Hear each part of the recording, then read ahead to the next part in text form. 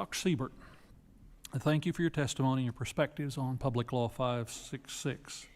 In your view, what do you think are the most helpful improvement that Congress could provide to the small watershed program and rehab program?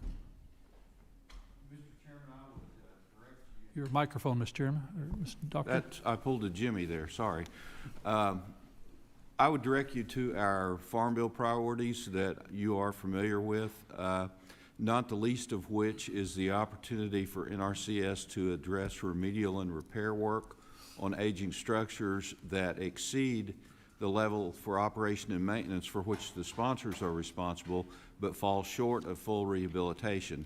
There's a body of work there that needs to be addressed, and it will require Congress pointing NRCS to that work for that to happen.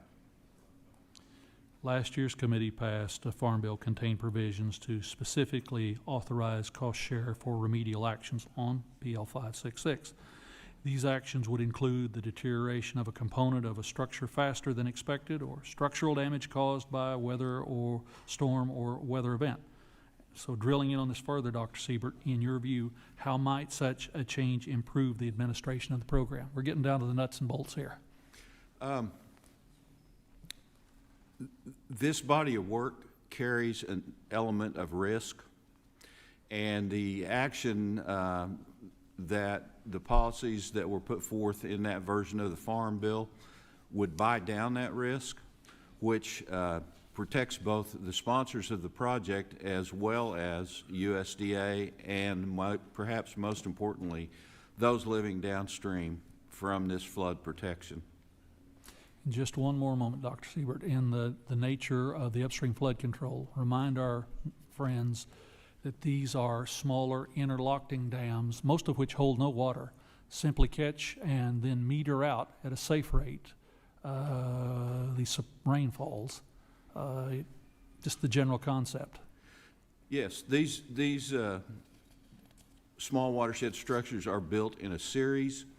Many times the head of the watershed area will have 2, 3 of these structures on it that catch the rainfall, catch the water, and then release it over a period of 7 to 14 days, rather than uncontrolled release from rain events in the upstream reaches of the watershed that send a flash flood or extensive flooding in the main tributaries.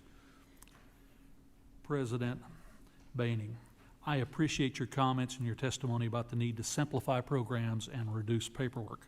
In recent farm bills, particularly the 2014 Farm Bill, Congress was successful in program consolidation and simplification.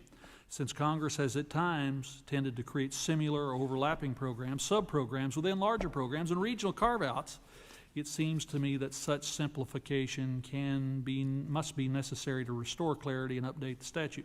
What are your thoughts about recent efforts in Congress to streamline and simplify programs? Thank you, Mr. Chairman. Well, the short answer there is we're very appreciative of that. That's one of the things I kind of said in my testimony. What farmers and ranchers face, remember, we want to farm and ranch, and that's what we do. And when things can be simplified, when we walk into the USDA offices, it is much appreciated. So as we work through this, we appreciate keep that thought in mind. Absolutely. It's hard to believe, having chaired this subcommittee some time ago, how far we've really come. The dramatic increases in the conservation spending in the 2002 program, and now this effort to take one-time money, what remains of it, and turn it into a permanent increase in baseline to work from. I think all of us in the conservation movement together, all of you and all of your supporters back home, we've had amazing success considering the ever-increasing challenges of legislating in the modern world. With that, I thank all of you for answering my questions and your participation in these programs, and I turn to my colleague, the distinguished ranking member from Hawaii, for 5 minutes for questions.